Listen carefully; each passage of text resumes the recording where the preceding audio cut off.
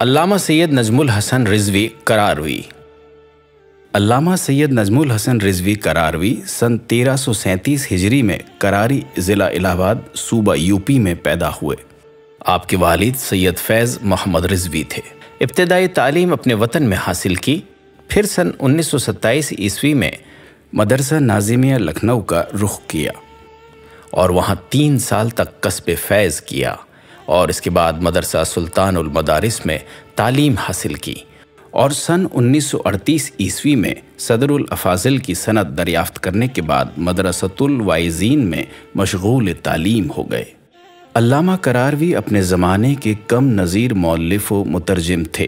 علامہ کے معروف اساتذہ میں سے چند قابل ذکر اساتذہ کے اسماء گرامی مندرجہ ذیل ہیں: نجم الملت آیت اللہ سید نجم الحسن رضوی امروہوی، ناصر الملت آیت اللہ سید ناصر حسین قنطوری، نادرۃ الزمن علامہ سید ابن حسن ننہروی، ظہیر الملت علامہ ظہور حسین، شمس العلماء مولانا سید ابن حسن، مولانا سید عالم حسین وغیرہ۔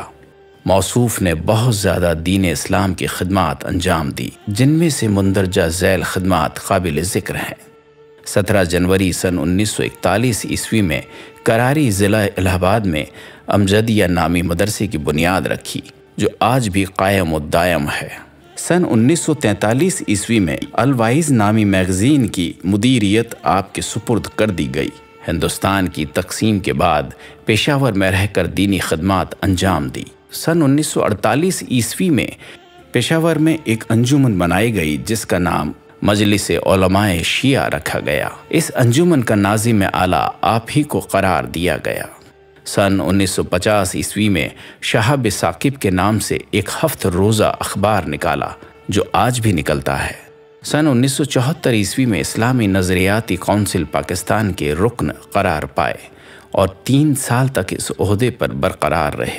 علامہ کراروی نے متعدد کتابیں تالیف و تصنیف فرمائی، جن میں سے مندرجہ ذیل کتابوں کے اسماء قابل ذکر ہیں: 14 ستارے، 72 تارے، تاریخ اسلام، ذکر العباس، مختار آل محمد، روح القرآن، الغفاری، نص خلافت، حاشیہ لوائج الاحزان وغیرہ۔ آخرکار اس علم و ادب کے خزانے نے ماہ رمضان المبارک سن 1402 ہجری میں شہر پشاور میں داعی اجل کو لبیک کہا اور وہیں سپرد خاک کیے گئے۔